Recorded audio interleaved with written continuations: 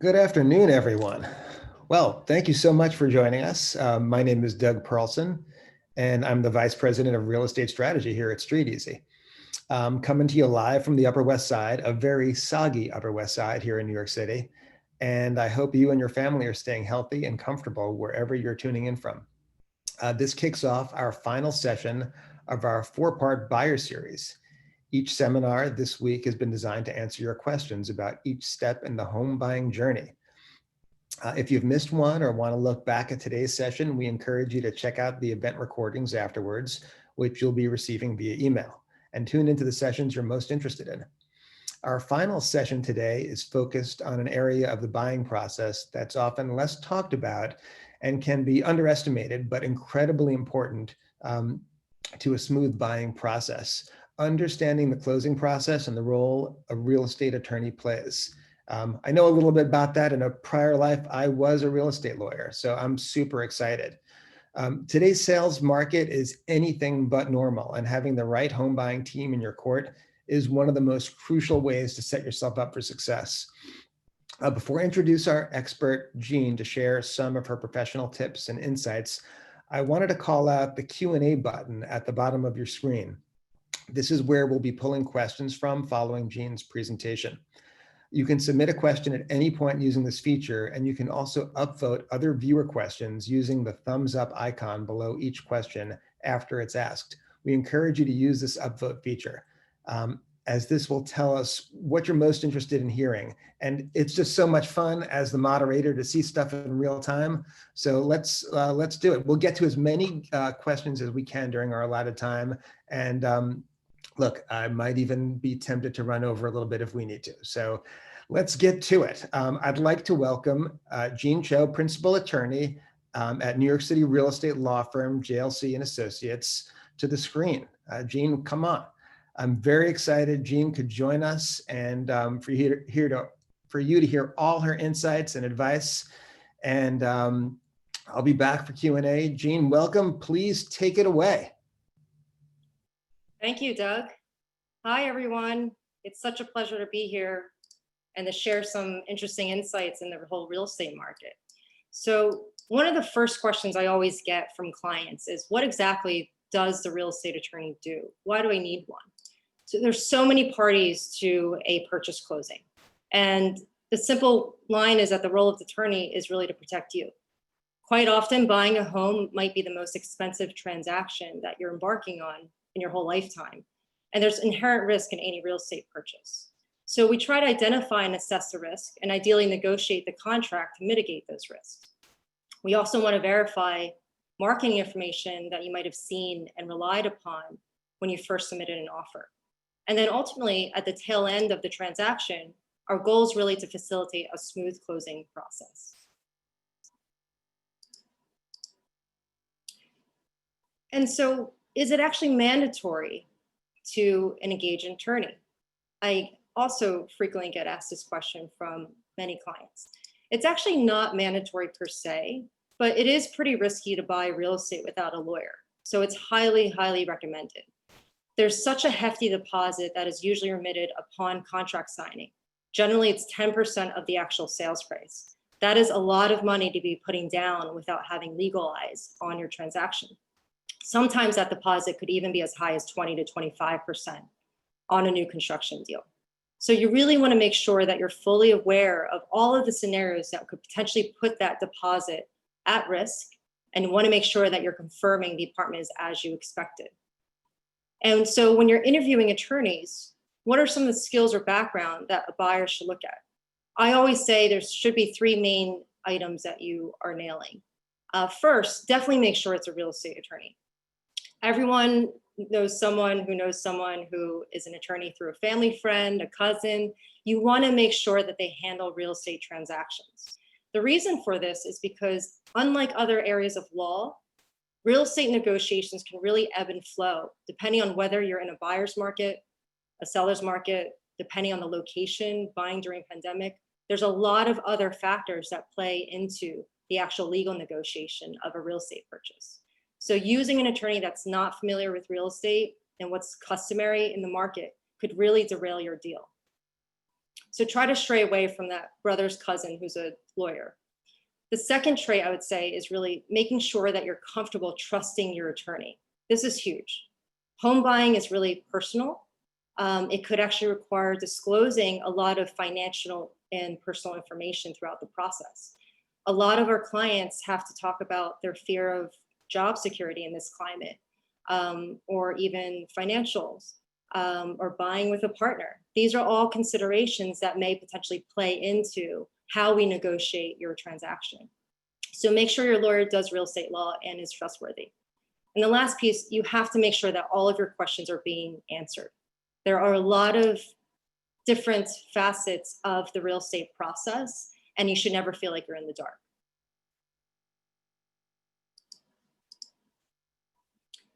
And when the attorney gets involved, we are usually the party that jumps into the transaction after you have an accepted offer.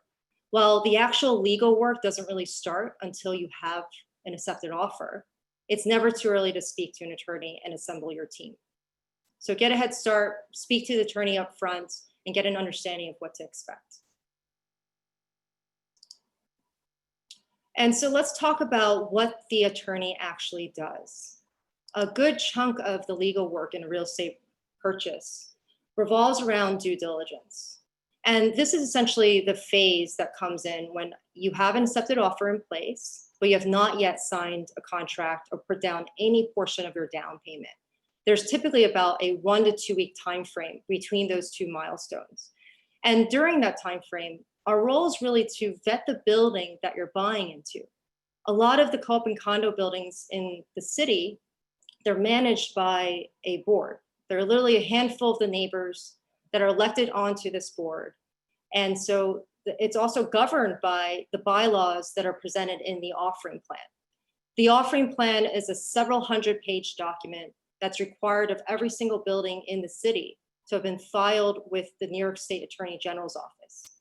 This offering plan holds materials related to the architecture plans, the actual materials that were used for the building, and governance documents about the board. So the offering plan is very relevant in newer buildings, like new development projects. They become less and less relevant the older the building is.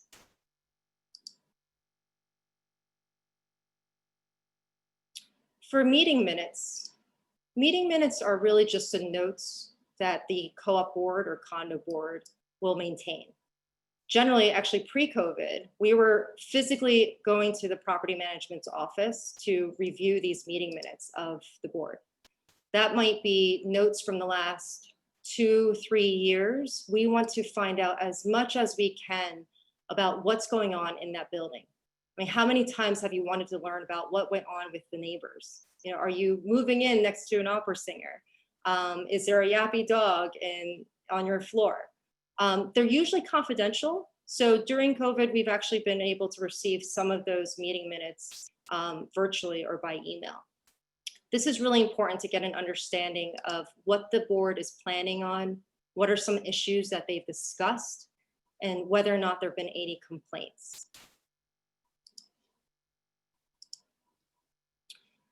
And then the financials. So co-op and condo boards, they're in charge of managing the financials of the building. And these boards are funded by your actual maintenance and your common charges that you end up paying to the building. So it's incredibly important for us to vet the financial statements. We'll typically go through the last 2 or 3 years of the financial statements.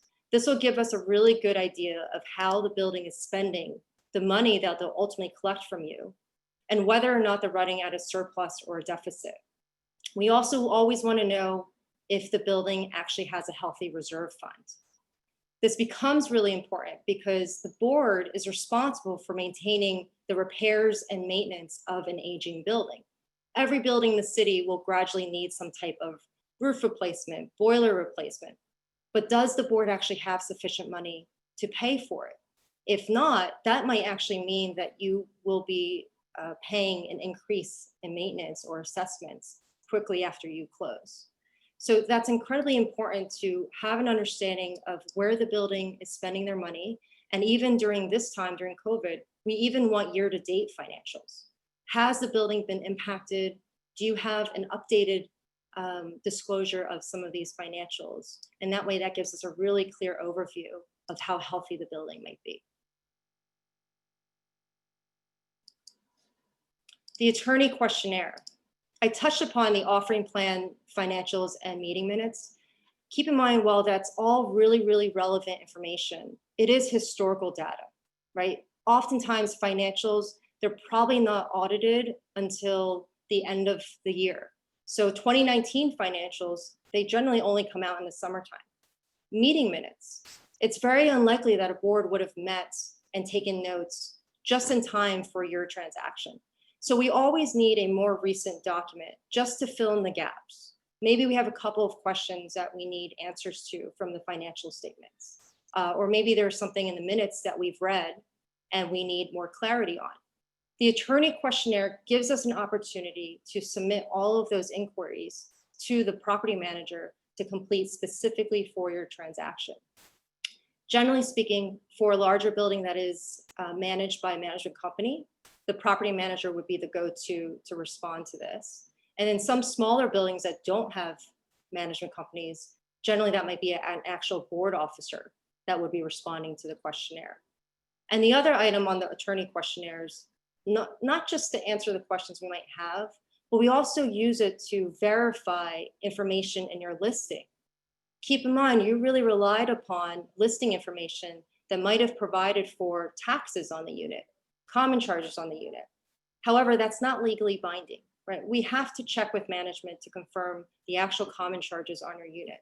We've actually had some scenarios before where a listing agent used the incorrect data and incorrect information, not intentionally, but they were going off older figures. So we always vet that ahead of time.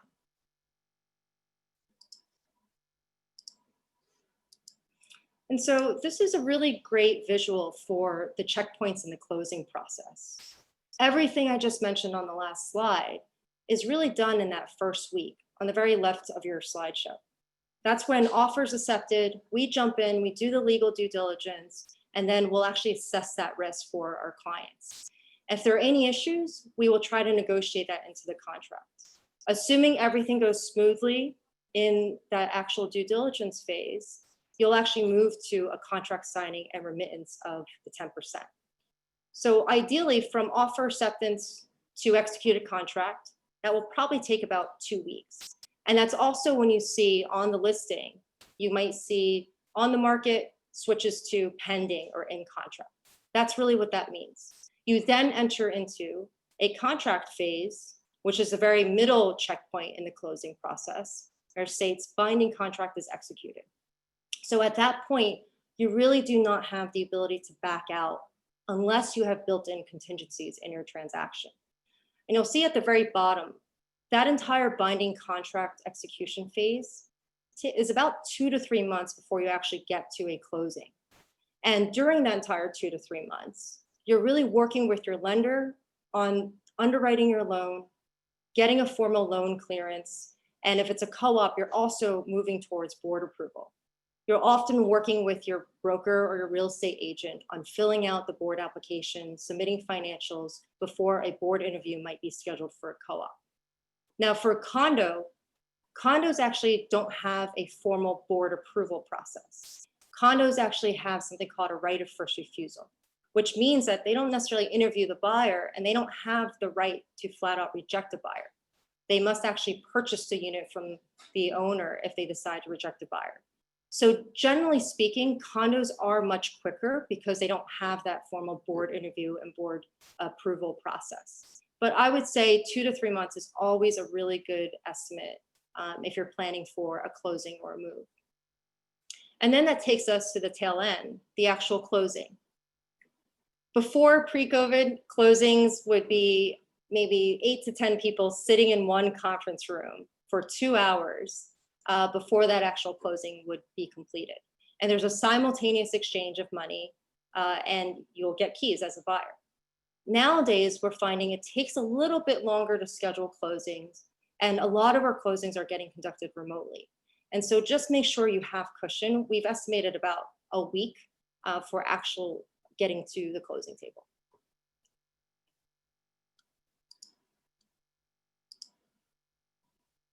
And some final considerations. So I've talked about assembling the team early, and these are all the questions that you want to ask your attorney. Remember, keep in mind, they have to do real estate transactions. Are they experienced in it? And are they experienced in New York City if you're buying in New York City? Are they experienced with co-ops or condos or new development condos? Every type of property requires a different skill set, and locations also require a different skill set. So make sure you're interviewing that attorney and getting an understanding of their practice. A lot of times, many buyers are actually required to furnish their attorney information before they even submit an offer. So a lot of the agents are even vetting to make sure that buyers have their team ready to go if they accept that offer. Now, with COVID-19 changes, I've mentioned throughout the presentation some of the implications of COVID. The number one thing that I've been telling all of our clients is you have to be flexible with your timing. The first question I always ask a buyer is, do you have to be out of your lease anytime soon? Or do you have some kind of housing deadline? If you do, definitely try to get some flexibility if it's going to be within the next 2-3 months. And the reason for that is because there's so many parties involved. You've got the lender, you've got the board, there might be an inspection involved, which I'll talk about shortly. And you also have the whole legal process. So what used to be almost a guarantee that you'll close 2 to 3 months, nowadays, especially with COVID, we're seeing a lot of lender delays, a lot of board delays. And so you want to make sure you're building that into your timeline. And even during the second quarter, when the shutdown first happened, we actually had some transactions that took longer than 6 months, which is crazy. That sounds like double the typical timeline, right? And part of that was because a lot of co-op boards were actually restricting moves. They didn't want people or third-party people coming into the building during a pandemic. And so right now, a lot of our transactions are trailing the same timeline, about, I would say, 2, 3, maybe 4 months. But we are certainly seeing a lot of delays on the financing and with some buildings. And then working with an inspector. I didn't touch upon this per se in the due diligence section, but you also should consider whether or not you want to conduct an inspection on the property. It's not required unless you're buying a townhouse or a house. And part of that's because all of the legal contracts in New York City will already provide that the buyer has to receive a unit that has working appliances and working systems. And you'll have a final walkthrough to test all of that before you close. So sometimes clients have paid an inspector, maybe it's a couple $100,000 to do an inspection, and they come back and say, okay, everything's working. However, I do think it's really important to hire an inspector when you're actually buying into a smaller building. The philosophy behind that is, let's say it's a 10-unit building, you're buying 1 unit out of 10 of the units. Well, you're sharing the responsibility of that roof replacement or of that boiler replacement with 9 other owners. You have a lot more at stake, and there's a lot larger of a percentage that you're contributing to that general building upkeep. So ideally, an inspector for smaller buildings is a great value add. And generally speaking, those inspectors with board approval could even be able to walk the structural areas of that building, not just your unit. So definitely get an understanding of whether or not that's something you will want to engage. If you do, that should definitely be done in that first week or 2 before you sign contracts, while the legal due diligence is being completed.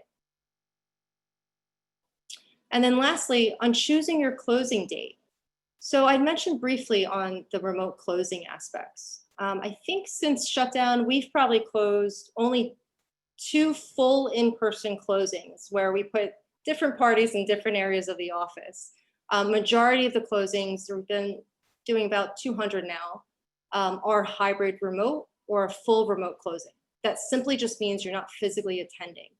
However, with the remote closing feature, usually the buyers are signing all of the documents with the attorney's office. We then send everything to the seller's attorney, and there's a period of time before the actual closing is completed. So again, the actual closing might occur on one date, but you're not actually getting keys until the following day or even 2 days after.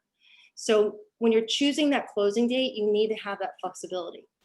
In New York City, it's pretty standard and customary that any closing date that's listed on a contract will have a built-in 30 extra days of grace period.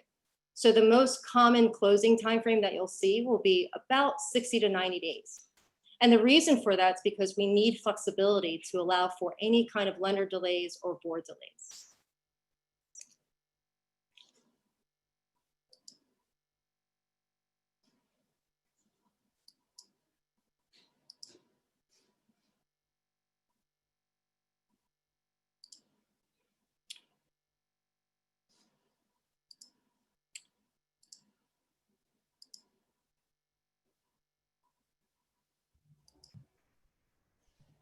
Wow.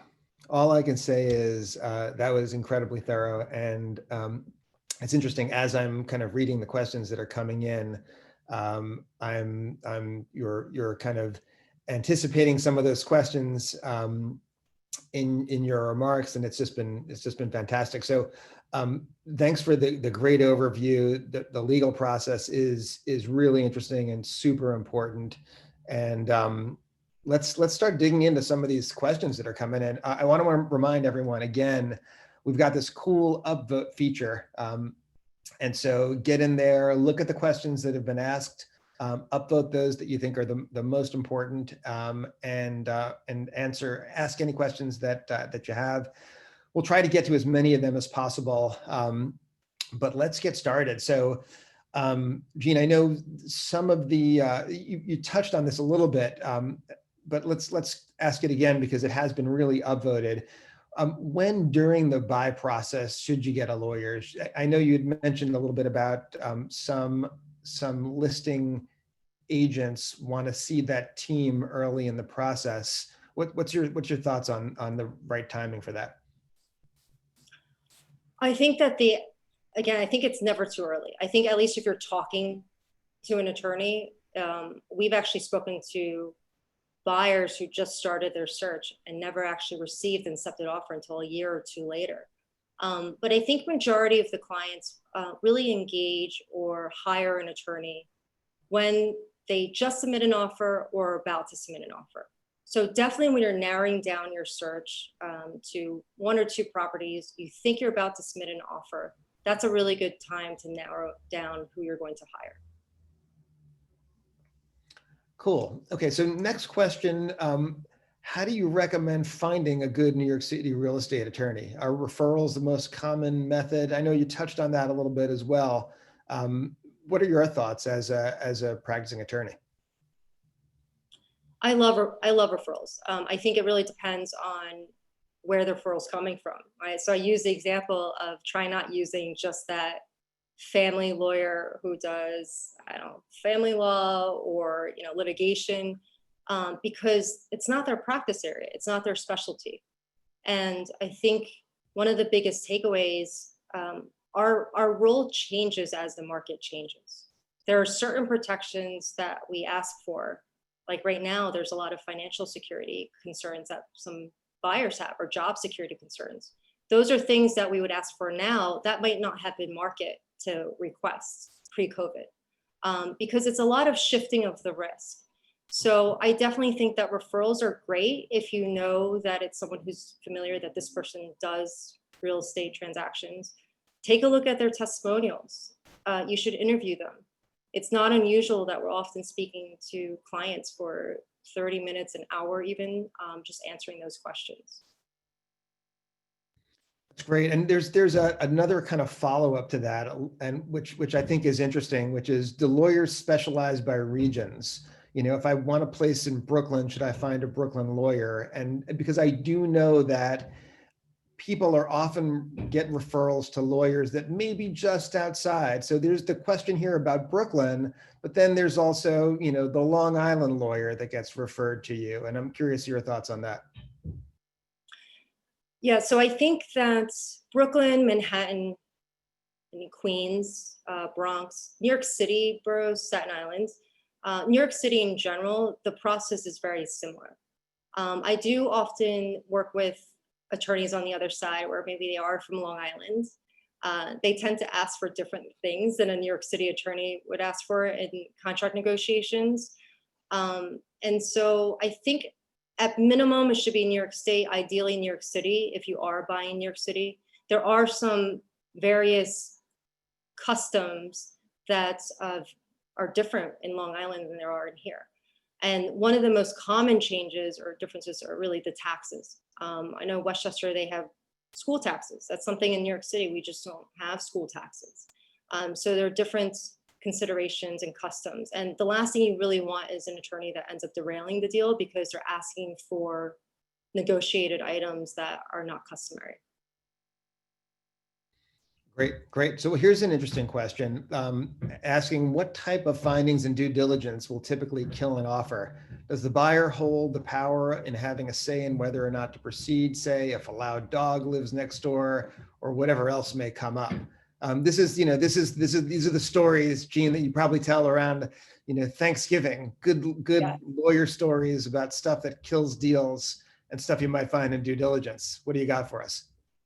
Yeah, I laugh because I'm the one with the loud barky dog in my co-op, So, but I mean, in terms of due diligence, I think objectively speaking, clearly, if there's a discrepancy between what a listing agent had on their show sheets, let's say maintenance, right? If maintenance was advertised to be $700 a month, and in our due diligence we uncover that's actually 900, or there's an assessment that is going to be imposed.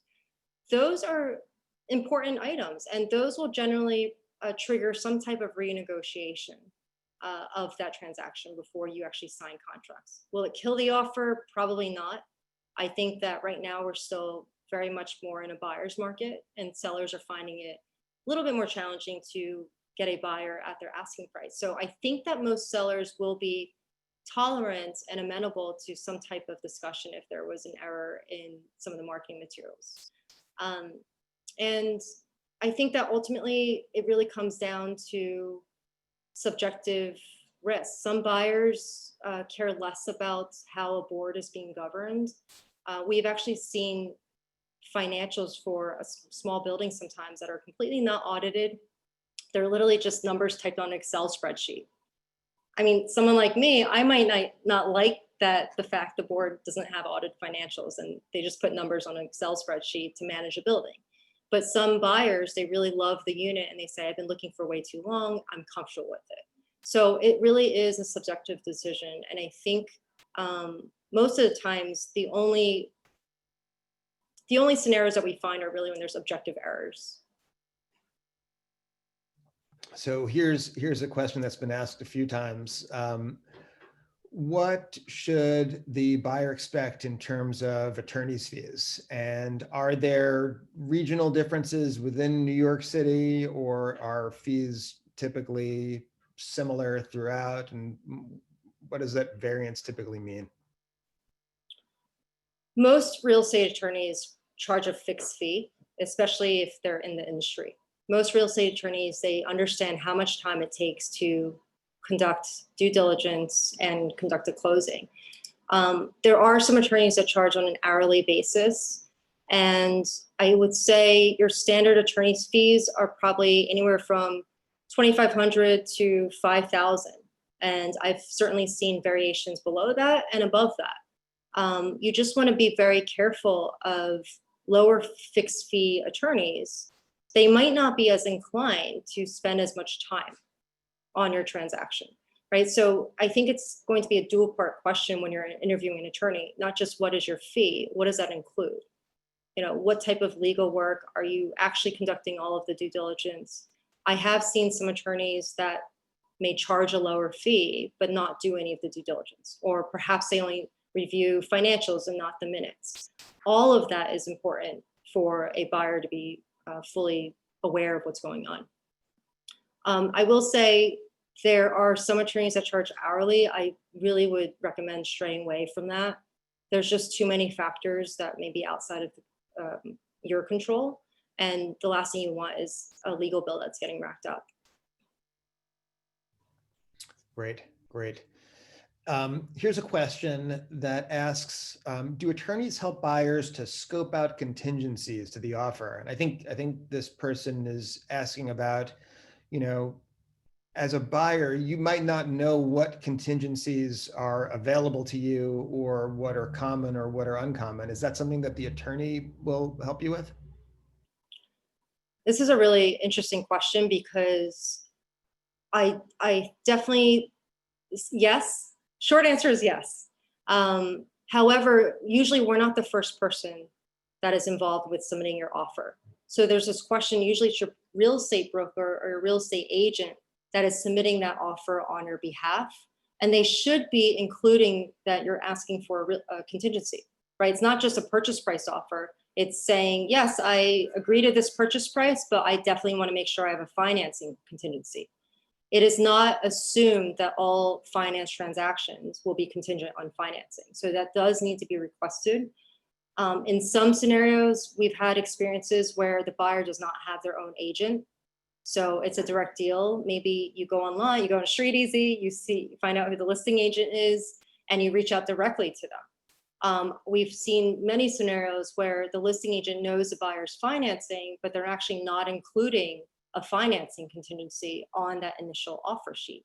So it's definitely important, I think, on the buy side, your broker should be asking for it, but you should even definitely be raising it, especially if you're not represented by an agent. But that's something we will also request in the contract. Great, great. And that actually, this is where I get to kind of use my pull being the moderator here or the host, and I get to ask a question that's not even on the list. And that is about the deal sheet, right? So what's a deal sheet? Because I think a lot of buyers are going to hear that term. And I think as a buyer, it might be useful to understand what that is before, so that they understand what the process is when they start hearing that term. Yeah, absolutely. So there was that one slide that actually outlines the points in the closing process. When we reference offer accepted, that is typically when the deal sheet is circulated. And the deal sheet is simply a 1 or 2 page document that is prepared by the listing agent. And it contains all of the contact information of both brokers, the attorney's contact information, the seller, the buyer's information, and then most importantly, all of the deal terms. These were the general terms that we agreed to. Here's the purchase price. Here are the maintenance or common charges and taxes. Buyer has agreed that they will take the furniture as well. So any specific requests that might have been made, your contingency also goes onto that deal sheet. So it's really a summarized bullet pointed list of what the material terms are of the transaction. The attorneys then use that deal sheet and start conducting the due diligence based on that. Thanks for answering my question. So I'm going to get back to some of the other questions that we're seeing here. So here's one where someone says, my employer offered a legal assistance benefit through a legal services company, which offers real estate representation. Is relying or using such a service smart? I have seen that, not specifically the ARAG legal, but I have seen that raised with some of our clients. I'm not as familiar with those programs. My understanding is that it might serve as almost like legal insurance, like health insurance, but for employees. Again, I think the process is the same. You should ask any of those approved attorneys on that legal list whether or not they practice real estate, how much time do they spend, and what's their scope of work. Okay, here's one. I purchased property in California where an attorney isn't required. Why is it required in New York? Do we know? I love that question. So that is it's very, very state regulated, right? So quite often title companies serve almost as, I don't want to say the attorney because they're not the legal hat, but they do serve as settlement agent or closing agent in a transaction. So in a lot of states, and I believe this is true for California and also New Jersey, we get a lot of New Jersey clients too, where the title company will actually facilitate the entire closing. I think that in California, because we do have some clients that use attorneys in California, but it all depends on how much you're putting down up front, right? Because keep in mind, part of the reason why it's so much more riskier in New York is because the seller is requiring 10% upfront. So you want to understand the contract that you're signing. What are the scenarios where you can lose that 10%? In some other states, I know in New Jersey, sometimes we see that the initial deposit's only $2,000 or $5,000. So there's a lot less risk in that. Sometimes those clients, and they say, oh, I don't really need to hire an attorney. Worst case is I lose out on $2,000, right? Or $5,000. That might also be the case in California. I'm not too sure. But in New York, you're putting so much money down where if you don't have proper legal representation, you could really be putting that 10% deposit at risk. Okay, so here's a question about what types of deed or paperwork should we be looking for when buying?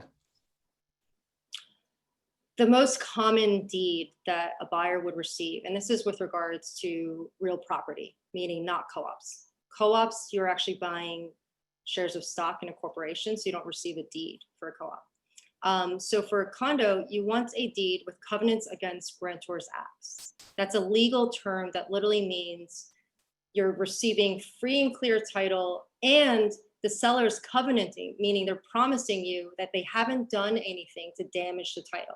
They haven't, actually defrauded you and sold the property behind the scenes to their sister. They haven't done anything to add any additional encumbrances. There will always be a whole title process and title review process before you actually close. So that will be clear before closing will occur. Great, and here's a question I think that's interesting, especially because we have such a variation of properties here in New York City. Question is, what do we do with properties without certificates of occupancies? Because we do see that periodically. A lot of buildings in the city don't have certificate of occupancies. That is not immediately a red flag, because legally, the whole certificate of occupancy system didn't come into play until 1938. So technically, buildings that were constructed before then legally are okay to be inhabited without a certificate of occupancy. And that's really a city designation that says city has verified this building can be occupied as a 20 apartment building, right? Or this townhouse can be legally occupied as a 2-family home. So it's really important to know that if there is no certificate of occupancy, we want to determine first, was it constructed before 1938 where that's okay? Or was it constructed after 1938, which it's not good if there's no C of O, certificate of occupancy, if it's post 1938. You definitely need a certificate of occupancy. A lot of new development projects don't have a certificate of occupancy because it's not built yet. Getting a temporary certificate of occupancy is most customary with those new development projects, but they only last for 3 months. So the short answer is, if it's built after 1938, you've got to wait until that certificate of occupancy is in place. I don't think any lender will actually finance a deal either without a proper C of O. And if it's before 1938, you just want to make sure it's still being used in the same intention as that building was built before 1938. Okay, here's a fun question. How many contracts fail at the board approval interview phase? Oh boy, I will say, I don't know number of contracts. It is less common, although it certainly does happen. And the tricky part with co-op boards is that they can deny a buyer without furnishing a reason. And that's really caused sometimes an uproar of, we need to know why. Was it discriminatory, or was it just based on price? Was it based on financials? So oftentimes, even with a denial, there are some scenarios where you can still appeal that board denial. Just to give some reference, in the last 10 plus years of my practice, I think we've closed close to 2,000 transactions. And I believe I can count the number of co-op board denials maybe on 2 hands, and 2 appeals that were successful within that. So it's a small percentage, but boards are looking at different factors. So it's always hard to gauge with co-op boards. Okay, well, we've got time for a couple more questions. Here's one that asks, will sponsor units of co-ops require more legal due diligence work? Safe to assume all attorneys are familiar with it? What do you think? No, I don't think it's safe to assume all attorneys are familiar with it. I think if you're talking about the attorneys that have done a transaction in that building, keep in mind it still matters whether or not the due diligence was done last year versus this year, because a lot has changed, right? So I don't think that's a good assumption to work off, but I think a sponsor unit in a co-op, the due diligence process doesn't change. It only changes who you're buying from. And actually, a lot of sponsors, they're not subject to the same rules and requirements of an actual home shareholder who's utilizing the property as a primary residence, right? Or who's subleasing it. So the building due diligence itself doesn't change just because the owner is a sponsor. And sponsor, by the way, just means a related entity to perhaps the original developer that converted the building to co-ops. Great. So here's a question. They're asking that when you first engage with an attorney before you've set your mind on a place or made an offer, what would you talk to the attorney about? I guess what do you, what should you be thinking about from a legal standpoint or from your perspective, right, before someone's even really getting started? A lot of my initial calls sound just like this seminar.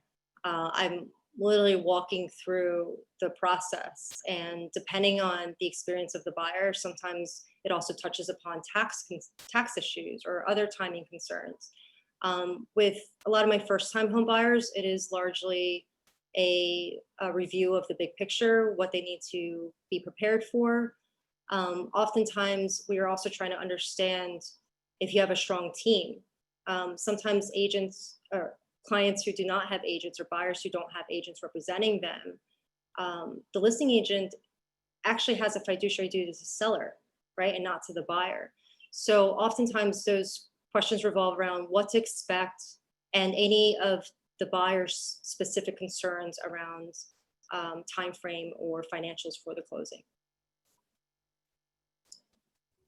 Okay, time for one more question here. Let's see what's a good one here. So as far as timing is concerned, I think you had outlined it a little bit, but I just want to review it again because we had the question. Timing for due diligence, timing from when the contract goes out to when it gets.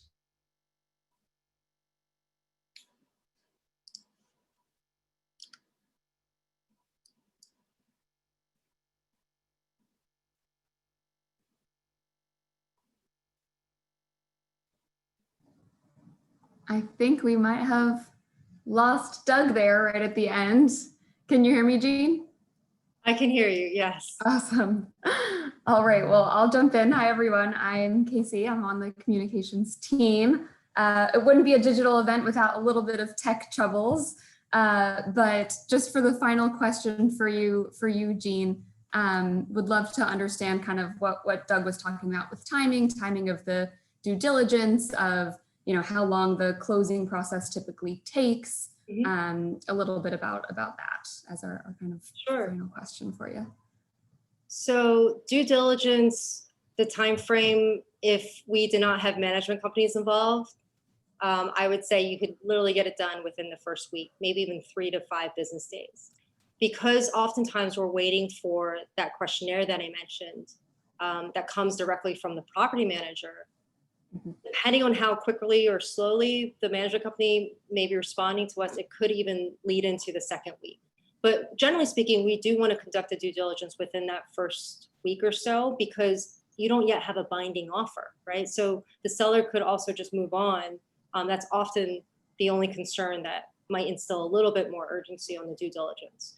But at the end of the day, a buyer should never feel pressured to sign a contract and put down 10% of your own money without feeling fully comfortable with the actual due diligence and fully protected in the contract. That's great. Amazing. I think that's a perfect way to end.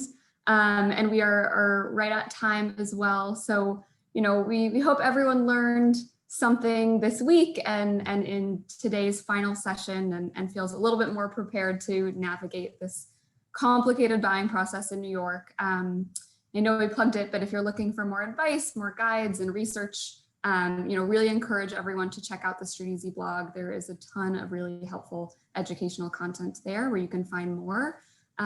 Jean, thank you so much again. Thanks to all the experts as well throughout the week, and everyone who is on the line tuning in. Thank you so much, and enjoy the rest of your week. Thank you.